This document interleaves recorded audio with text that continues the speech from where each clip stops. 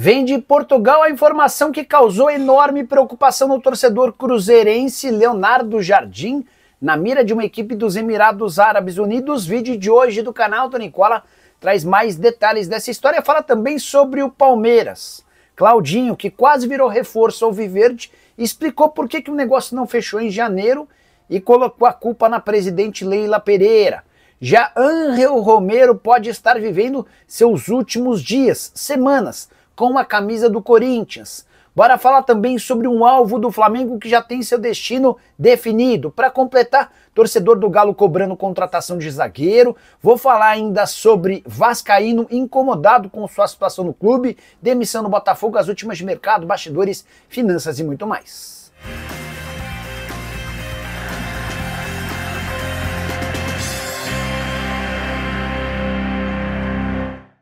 Fala aí pessoal, eu sou Jorge Nicola, bem-vindos a mais um vídeo do canal, sempre bom ter vocês por aqui. Sem perder tempo, pedir para deixar like, se inscrever no canal e ativar as notificações.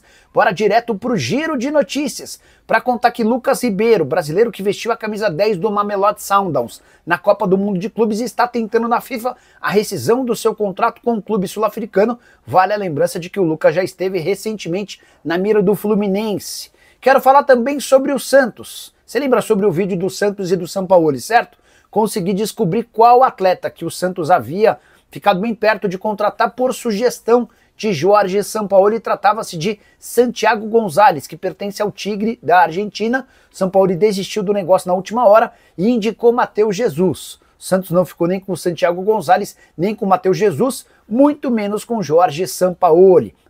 Sampaoli que também havia indicado Bakambu, que pertence ao Betis, e Isaac Romero do Sevilha, contratações fora da realidade financeira do Peixe. Já o Grêmio concluiu a contratação de Arthur Melo, mas numa condição diferente. Vem da Europa a informação de que Grêmio e Juventus fecharam um empréstimo de uma temporada para o Arthur, que deve desembarcar ainda nessa semana para se tornar reforço gremista. Já a Conmebol discute a exclusão de Independiente da Argentina e Universidade do Chile por conta de toda a confusão, cenas lamentáveis no estádio do Independiente. A briga começa quando torcedores chilenos atiram coisas, pedras, objetos em torcedores do Independiente. A Barra Brava, a torcida organizada do Independiente, invade o espaço destinado aos chilenos e a confusão começa. Muitos chilenos extremamente feridos por conta de toda a confusão. Já Lescano, jogador do Fluminense, recebeu sondagens, mas só deve deixar o clube se vier a proposta do futebol europeu. Fortaleza e equipes da Argentina tentaram a contratação do paraguaio de 21 anos de idade. Já Cristiano Ronaldo anunciou que vai transmitir em seu canal o show de um brasileiro. Trata-se de Luan Santana, de quem ele é bastante fã. Transmissão marcada para sábado a partir das 4h30 da tarde. A saideira do giro de notícias, o técnico português Renato Paiva, do Fortaleza, decidiu afastar Daverson e mais 2 jogadores do Lyon.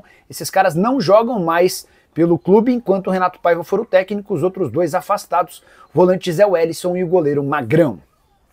Hora de falar sobre o Botafogo, que segue causando preocupações extracampo. Nas últimas horas, o clube anunciou 2 demissões, com a justificativa de corte de gastos. Erasmo Damiani, que era o diretor das categorias de base há 5 meses, acabou dispensado, assim como o Rodrigo Gama, diretor jurídico. Estranho movimentos como esse, imaginando ou sabendo o quanto o Botafogo gasta com contratações de atletas. Recentemente, Danilo foi adquirido junto ao Nottingham Forest numa operação de 22 milhões de euros. Só para lembrar, John Textor segue tentando a recompra da SAF do Botafogo junto a investidores do grupo Eagle, e enquanto isso, desde o começo do mês, uma empresa privada analisa relatórios financeiros e a rotina do Botafogo. Essas dispensas, as primeiras, já são fruto dessa investigação, dessa análise que está sendo realizada. Hora de falar sobre o Vasco, com 2 jogadores incomodados. Muita gente diz que o Fernando Diniz é capaz de aglutinar e juntar todos os atletas. Não tem sido o caso, ou os casos, de Alex Teixeira, atacante de 35 anos de idade, e Maurício Lemos, zagueiro uruguaio. Eles perderam espaço no time. Maurício Lemos nem tem sido relacionado para as partidas. O Alex Teixeira também não joga há um tempão. Última aparição em 12 de julho. No Campeonato Brasileiro, apenas 109 minutos em campo, distribuídos ao longo de 9 jogos. O Alex Teixeira é cria da casa, super identificado com o clube, já ouvi que é um baita de um exemplo para os outros jogadores, sempre o primeiro a chegar, o último a sair, dá bons ensinamentos para os mais jovens, mas não tem conseguido ser útil. E a tendência, especialmente porque ele se mostrou incomodado para pessoas próximas, é até que possa existir uma rescisão do contrato. Em relação ao Lemos, difícil encontrar um clube que tope contratá-lo. Nesse momento o Lemos ficou bastante chateado, especialmente quando o Diniz, sem zagueiros, optou por escalar o Hugo Moura, que é volante, na função de defensor, deixando o Maurício Lemos até de fora da lista de relacionados para partidas recentes. Hora de falar sobre o Clube Atlético Mineiro, e a última madrugada foi de protestos entre torcedores atleticanos que foram à sede de Lourdes para cobrar a diretoria e também especificamente a contratação de um zagueiro. E olha que esse protesto faz bastante sentido, bora entender o contexto. Recentemente, o Galo negociou o zagueiro Igor Rabelo e também o Rômulo, ou seja, duas baixas para o mesmo setor. Lianco está machucado e é dúvida para os duelos contra o Cruzeiro, válidos pelas quartas de final da Copa do Brasil. Juan Tressoldi até foi contratado, mas vai precisar mais ou menos de mais um mês para estar à disposição. Ele havia passado por uma cirurgia no joelho pouco depois de deixar o São Paulo, retornando ao Sassuolo. Diante desse cenário, e especialmente pelo fato de Vitor Hugo e Ivan Roman ainda não terem convencido desde que foram contratados, é natural, de fato, que o Galo precise de mais um defensor. O Cuca tem batido nessa tecla já há algum tempo, ele gosta muito da ideia de mais um volante para proteger o sistema defensivo e de mais um defensor, com a lembrança de que o Juan Tressoldi até parece ser alguém promissor, mas não está à disposição e nem pode jogar a Copa do Brasil porque já defendeu o São Paulo na mesma competição. Hora de falar sobre o Flamengo. Tem alvo rubro-negro antes da Copa do Mundo que acaba de definir seu destino. Eu me refiro a Noah Okafor. Você lembra dele? Atacante suíço que pertence ao Milan. Ele foi especulado pelo Flamengo antes da Copa, chegaram a existir contatos, a coisa não avançou. E o Okafor está de saída do Milan para jogar no Leeds da Inglaterra, operação de 19 milhões de euros ou 121 milhões de reais. É importante contar que o Flamengo já havia desistido da contratação desse atleta, então não dá para dizer que o Leeds venceu a disputa com o Fla. Nesse momento, as buscas se concentram por um centroavante com características diferentes das do Pedro, por um zagueiro, de preferência canhoto, até porque o Flamengo conta nesse momento com Léo Pereira, Léo Ortiz e Danilo, todos os outros jogadores muito jovens, e com mais um goleiro que possa chegar para rivalizar com o Rossi. Houve uma sondagem ao goleiro Neto, que preferiu jogar no Botafogo, até porque tinha perspectiva de ser titular por lá. Ele não contava que o negócio de John com o futebol inglês não fosse avançar. O Flamengo tem até 2 de setembro para avançar nessas contratações, mas de qualquer forma, ainda que não chegue mais ninguém, já dá para dizer que o elenco atual do rubro-negro é o mais forte da América do Sul. Ou você pensa o contrário, já usa o espaço para comentário para dizer quem tem hoje mais elenco do que o Flamengo, beleza? Bora falar agora sobre Ángel Romero, querido por milhões de torcedores corintianos. O paraguaio pode estar vivendo as últimas semanas com a camisa do Timão. Seu contrato acaba em dezembro desse ano. E se Osmar Stabile, o atual presidente, for eleito na votação marcada para a próxima segunda-feira, que vai definir um novo presidente para o mandato tampão até dezembro de 2026, dá para garantir que Ángel Romero não deve ficar para 2026. Só para lembrar, o presidente atual e seu grupo entendem que o Romero tem um custo-benefício extremamente ruim. É alguém que ganha na casa dos 800 mil reais por mês entre salários, direitos de imagem e luvas. E que dentro de campo tem contribuído cada vez menos. Aquele Romero de raça que marcava gols importantes de outra época se transformou num Romero mais pesado, mais lento e que tem contribuído cada vez menos. Temporada atual de 44 jogos, só 5 gols e 3 assistências.